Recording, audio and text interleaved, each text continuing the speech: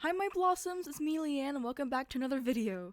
This one's gonna be a lot different because in today's episode we'll be looking at a magazine project I completed for my AICE Media Studies class. I'll be answering and analyzing how my product uses or challenges conventions. In the first segment we'll be discussing typography and the pictures I used. In segment 2 we'll be going over formatting and how the pictures were taken. Then in the last segment we'll talk about my target audience and how I plan on distributing my magazine. I'll also note I won't be selling this for real.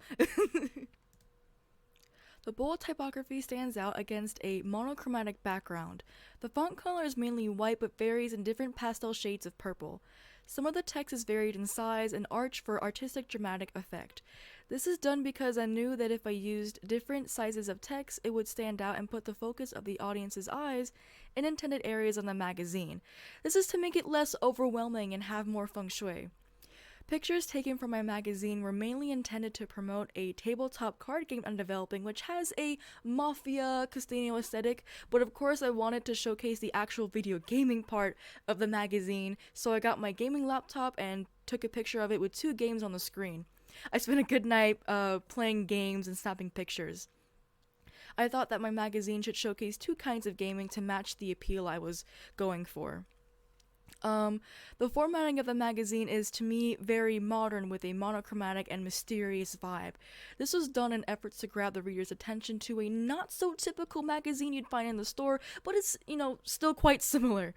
I took some references and inspirations from gaming magazines found on Google and non-gaming magazine templates on Canva.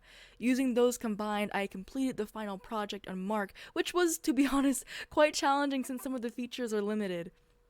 For the front cover now of the magazine, I wanted to have a cover model representing my game, Scarlet Wounds, then include 2 pictures of the video games, Overwatch 2 and Valorant.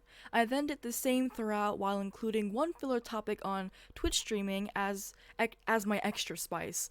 In total, I had 2 models, and I took multiple photos utilizing over-the-shoulder shots, close-ups, and overhead shots. This was all done to represent my game and not actual video gaming except for the, game parts that I included. Throughout the double page spreads and the table of contents, I did the best I could to include all the main points and highlights of the magazine through the text and the pictures. I found it harder to organize the pictures more than anything because I was using a white on black color scheme, though the end product for me gave me a very nighttime gaming aesthetic on top of the mysteriousness it naturally gives off. Finally, into our last segment of the video, my main target audience is strictly teen to adult gaming. I genuinely wanted to write/create something that is relatable for people and something that shares a part of myself that isn't casually shown on the surface. This is the main reason I attempted to showcase diversity in my magazine, because an open, inclusive community is what I strive to influence and encourage. In Valorant and Overwatch 2, they feature characters which are diverse in both race and gender. However, I personally have yet to see video game characters that are more inclusive towards the LGBTQIA+ community in terms of gender, as there are some games already introducing characters that display different sexualities.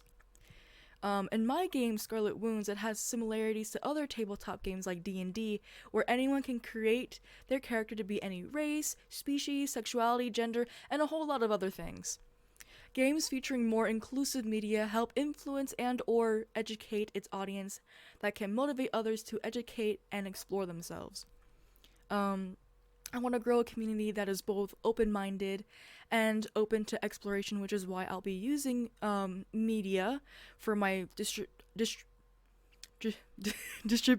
distributing plan.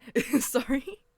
Now for the distributing part, I think it will be challenging because you don't see many younger individuals going to the magazine section of bookstores or looking them up online. So my plan is to slowly build up my brand on all social media platforms and turn my magazine into blog style posts and post them on my website as well, my main website.